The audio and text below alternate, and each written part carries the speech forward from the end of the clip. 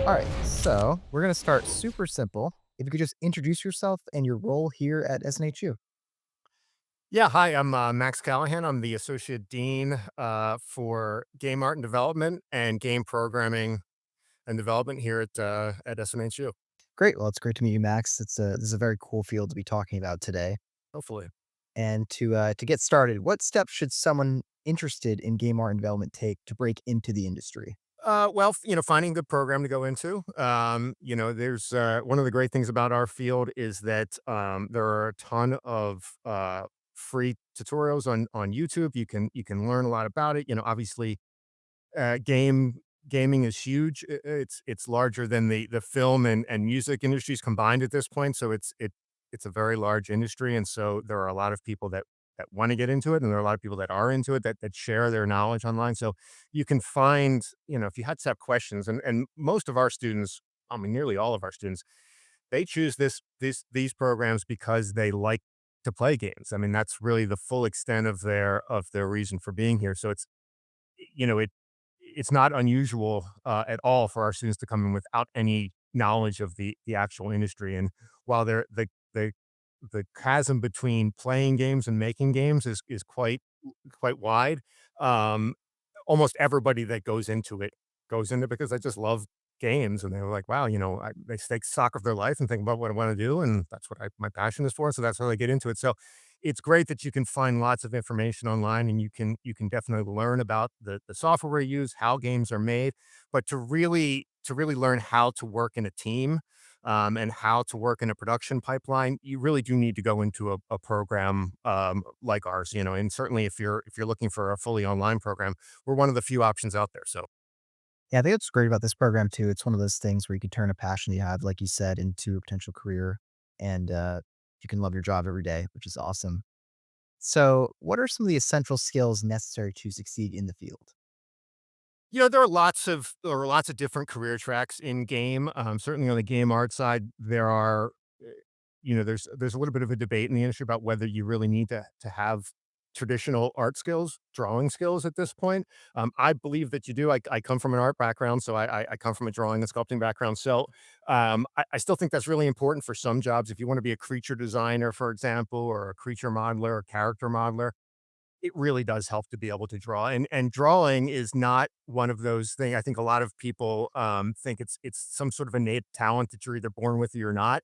That is absolutely not true. Everybody can improve, and even if you're even if you feel like you have absolutely no sort of innate drawing acumen at all, you can get better at it, and you can absolutely get better at communicating your ideas visually, and that's really crucial. Like, regardless of whether you go into a career track that requires drawing or sculpting or painting, you do need to be able, if you're going on the art side at least, you do need to be able to relay your ideas visually, even if it's rudimentary drawings. You need to be able to communicate in that way, and so just going out and drawing, finding I go to a figure drawing workshop every Thursday night where we all chip in for a model and for drawing practice. Those are great things. Almost every community has something like that you can find.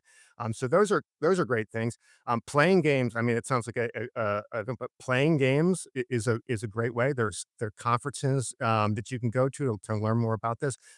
There are game jams that you can. A game jam is basically and we do them through our experiential learning course. They do them on campus for years.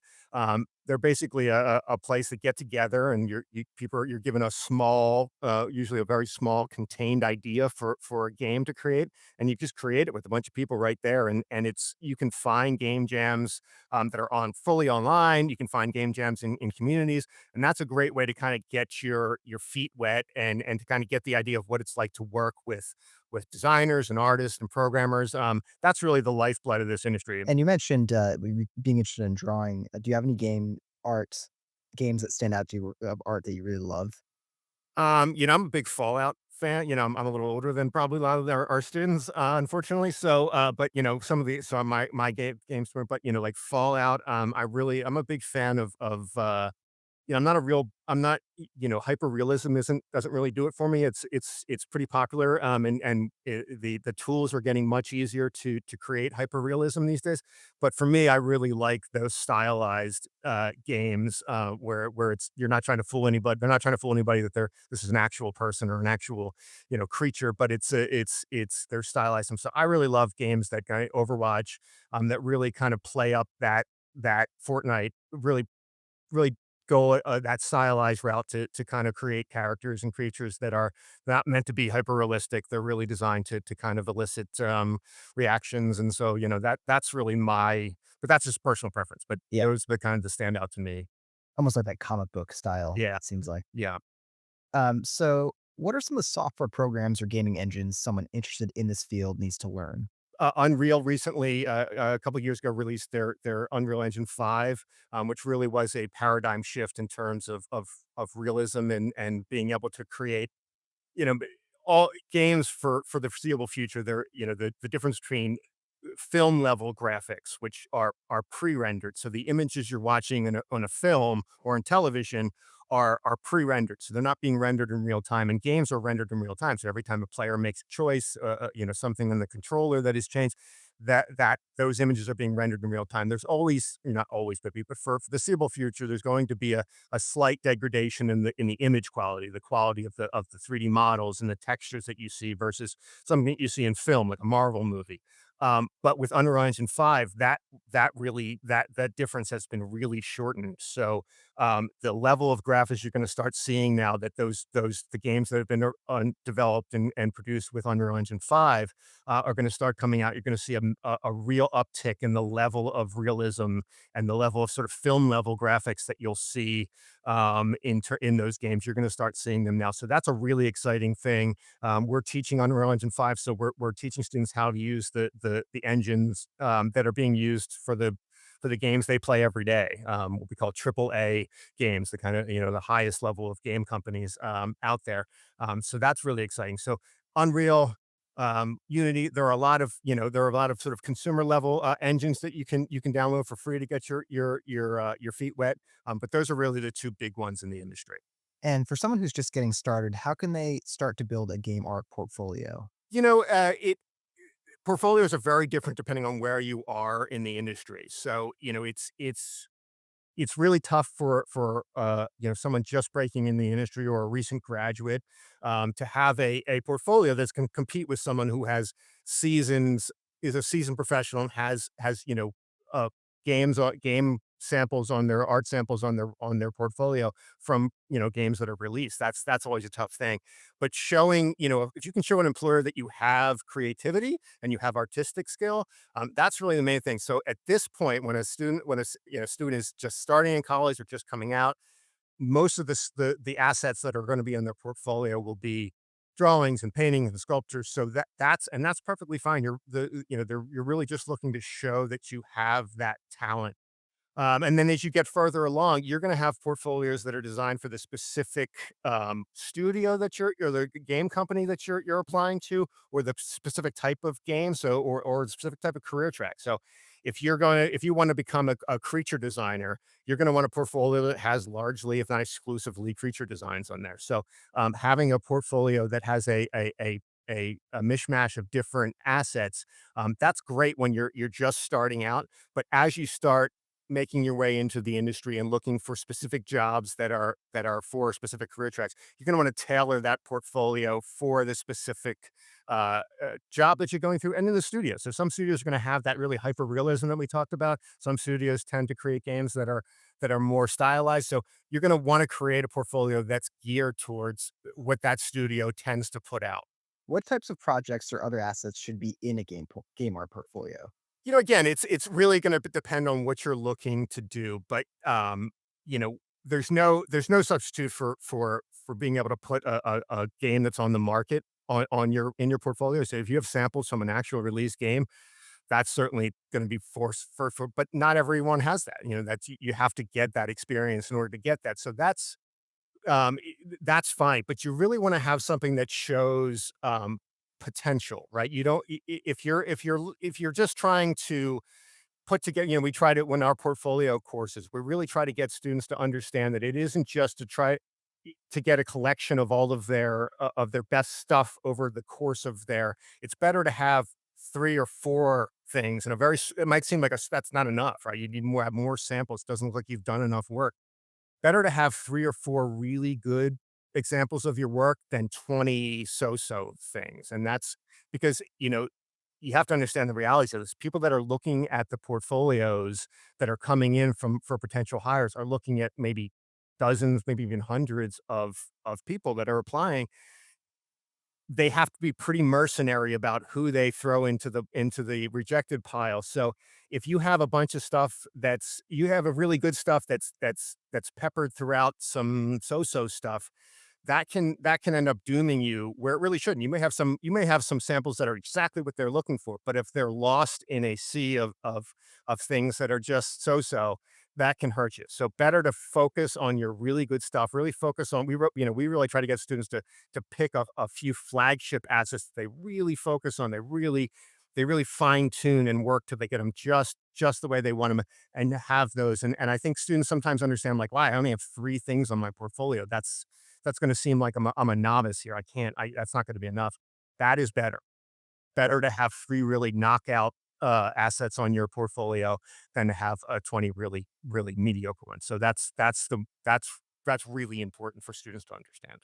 So, what are some of the major roles within the industry? So the game designers will come up with the concepts for the games, design how how they're played, how they're marketed.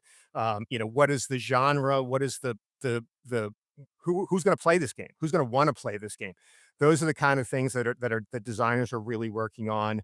And then the artists create the characters and the creatures and the textures and the lighting, the weapons, scenery, all of those kinds of things. And then the programmers make those game assets. They make them so that when the player presses a combination of buttons or options on their controller, it makes that creature run or it makes that character jump. And those are kind of and those that's a bit of a reductive explanation, but those are kind of the 3 main sort of pillars of the industry. And then within those, you have smaller ones. So within the art side, you have uh, character and creature designers, you have character and creature modelers, you have texture artists, you have lighting, rigging, which is where you create a virtual skeleton that you connect to that creature or character to make them move like a creature or a character. So there are lots of jobs within those. And then on the coding side, you have engineers, you have coders. So there are lots of sort of sub jobs within those 3 big career tracks. I will point out too that SNHU on campus has a very cool esports arena that we actually filmed at one time. Yeah, so we actually do pretty well. They do pretty well in, like, League of Legends. I think they've been, I don't know if at least at one point in the last few years, they were nationally ranked, so, Yeah, that really helps too. And they have, on campus, they have the Inkwell Studio where they actually take in yeah, Inkwell Interactive Studio would actually take in projects, and you have those students create them. They did a virtual reality cold case, reenactment for one of the local. I don't know exactly which police department it is up there, but where they did, basically a virtual reality way for the police to reenact crime scenes for cold cases, through virtual reality. So there's lots of things that we can do in this realm, where we can use real world projects to do. So that's going to be really exciting for us too, to start doing that on the online side as well.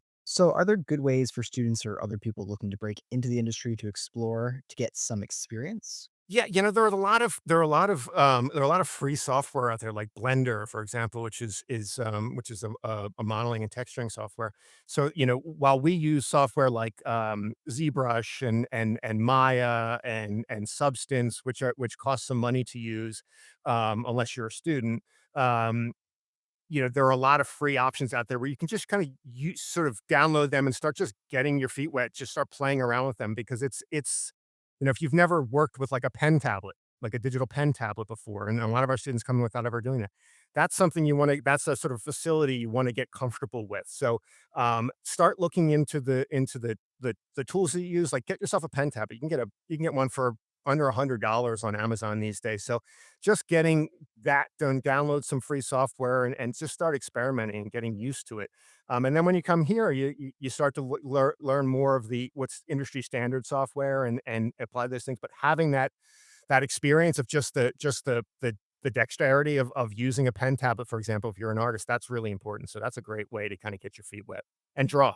Draw. Go out and draw. Go sit, get a sketch pad and go sit in the park and draw things. And that's just because again, everyone can get better, and that's a really great way to sort of start getting your skills and your facility with the kind of stuff.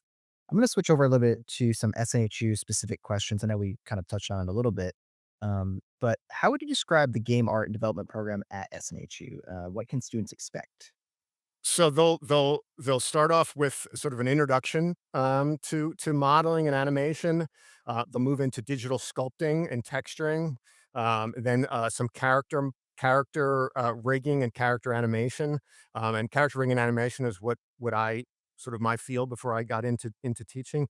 And then they move into environment design, character and creature design, and then they move into their final courses where they design and create a portfolio based on their specific, what they think they want to go into, whether they want to be an environment designer or a creature modeler.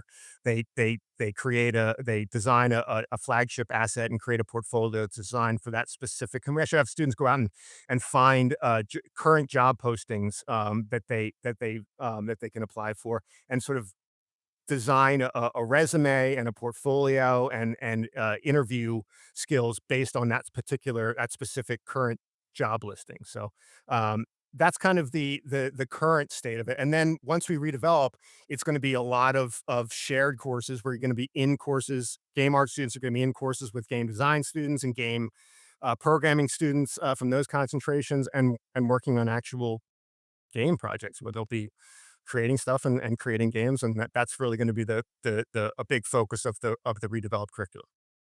So you kind of answered some of this already, and if you want to reiterate anything, but why should someone choose SNHU to earn this degree? What makes this program at SNHU unique compared to other schools?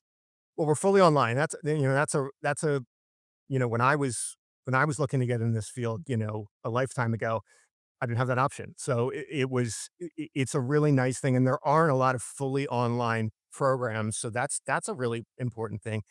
We have a pretty strong Discord. Discord is a communication app you probably heard of it, but it owns this industry. Everybody uses it. There literally is nobody on not on Discord. So there you connect with other students, and that's how the alumni group, the company that they have their own company on their alumni that produced this game last year.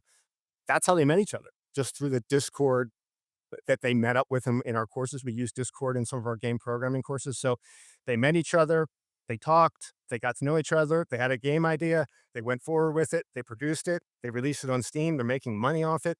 It's great. They've actually just hired paid interns from SNHU to work at that company. So, that's something we really want to encourage and cultivate here as we move forward to try to get more of a foothold in the industry and try to have more of SNHU because that's really the thing. The way you kind of get a higher profile for a program in the industry is to start having alumni that are working in that field and they start hiring graduates, and that's something that we really want to establish here in the online program as we move forward. It's great. Yeah, it sounds like there's a lot of exciting things happening with this Very program. exciting. Yeah, we couldn't be more excited.